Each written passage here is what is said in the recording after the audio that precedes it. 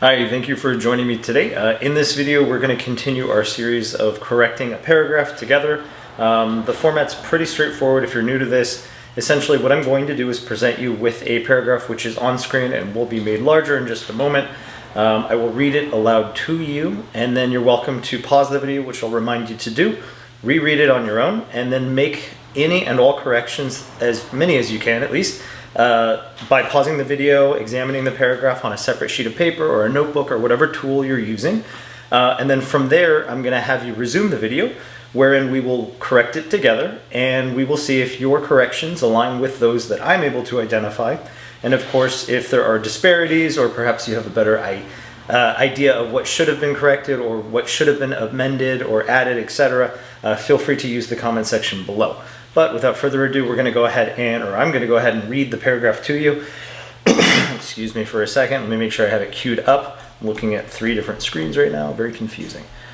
Okay, for this one, make sure I have it. I'm going to go ahead and make it larger. So I'm going to get out of the way, see if you guys can see it. All right. More than 1,000 years ago, the Mayans and other peoples of Central America chewed chicle. Chicle is the hardened sap of the sapodilla tree. Ancient Greeks were chewing gum made from the sap of the mastic tree. The Native Americans of North America were chewing gum made from spruce sap. By the early 1800s, the first store to make and sell spruce gum had opened in North America. In the 1860s, the use of chicle as a chewing gum was developed and gum's popularity began to rise. Okay. I'm going to go ahead and scooch back in. Again, please pause the video, reread it as many times or as often as you need to. Make those corrections on a separate piece of paper and notebook, resume, and we will correct it together. All right, let's go ahead and correct this together. So starting at the beginning, and I apologize beforehand if you hear a lot of noise, there's landscapers out front. Okay, more than 1,000 years ago, pause. Let's start first. You'll notice at the beginning of the sentence it's lowercase, and unfortunately that is a mistake, which means to correct it we will need to capitalize that letter, or rather the initial letter in the sentence. Let me go ahead and switch my tool for a moment. Bear with me. Make sure I have the right tool. Perfect. Okay, so I'm going to go ahead and just put 3 hashes in, or 3 lines underneath to indicate that I need to capitalize the first word or first letter in the sentence, always, no matter whether or not it's a name or otherwise. Got to be a capital. All right, more than 1,000 years ago, pause. And to use or introduce a pause in a sentence, you would use the punctuation mark known as a comma. So I'm going to add that. So more than 1,000 years ago, comma, the Mayans, which is a proper noun, it refers to a specific group of people, or indigenous people in this case. Therefore, as a proper noun, it does need to be capitalized. And, continuing, other peoples of Central America. This is a location, it's a proper noun, refers to a specific place. Therefore, both Central and America, since they're a part of the same name, need to be capitalized. Continuing, chewed chicle, period. Okay, we made a statement, period is appropriate. Continuing, it looks like we start with a capital, so chicle is the hardened sap of the sapodilla tree. Okay? But I notice, okay, let's continue. So chicle is the hardened sap of the sapodilla tree. Ancient Greeks were chewing gum made from the sap of the mastic tree. So there's 2 different clauses or 2 different thoughts, and there's really no way of separating them as it exists right now. Therefore, I think what I'm going to do is I'm going to take that first clause, which is chicle is the hardened sap of the sapodilla tree, and I'm going to end it with a period, because that's its own independent thought.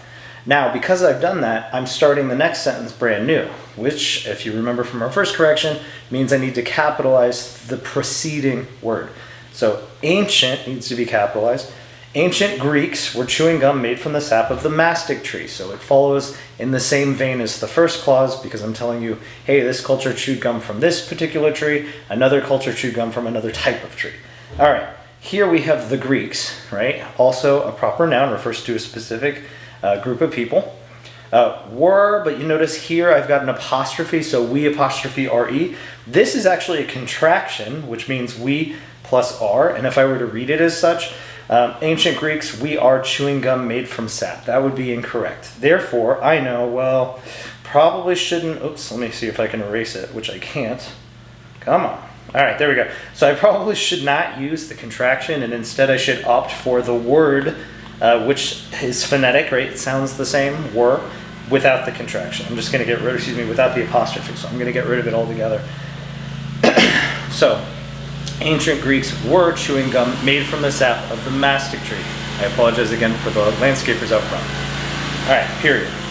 Next sentence. The, which is lowercase, this definitive article, or definite article. The Native Americans, also, proper noun, Native Americans, therefore needs to be capitalized, of North America, name of a location or a continent. In this case, North America also needs to be capitalized. We're chewing gum made from the spruce, from spruce sap. And I'm sure many of you are thinking, well, the sapodilla tree, the mastic tree, and the spruce should have been capitalized since these are proper nouns. They're the names of specific trees.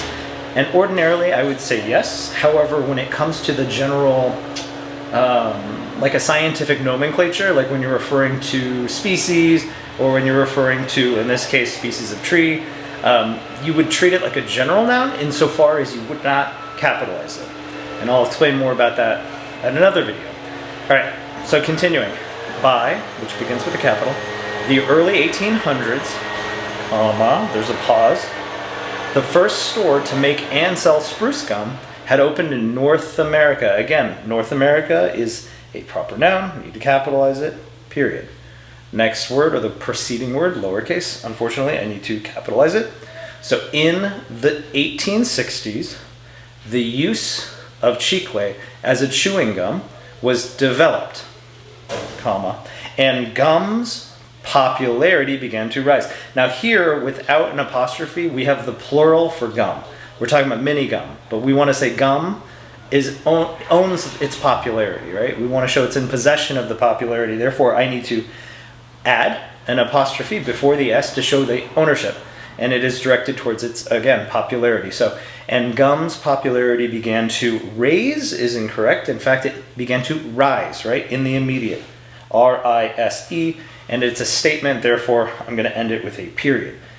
And I'm going to go ahead and stop my recording and pray to the good Lord that it worked. Yes, okay.